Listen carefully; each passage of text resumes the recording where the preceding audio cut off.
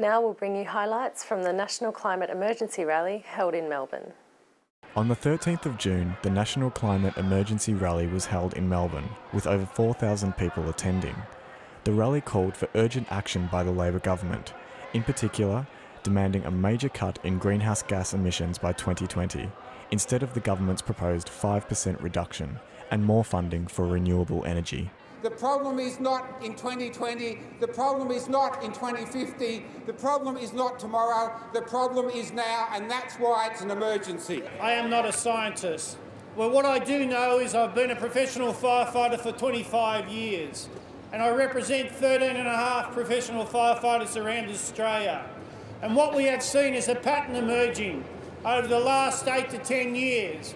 A pattern of fires like this country has not seen before. We know that climate is an emergency because last week the former Secretary-General of the UN, Kofi Annan, put out a report saying 300,000 people a year now are dying because of global warming, and it will turn into millions. Australians have got the nows.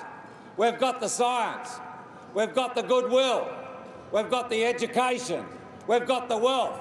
We've got the resources. The only thing we don't have is the leadership. The time for talking is over. The time for legislation that will fail to solve the problem is over.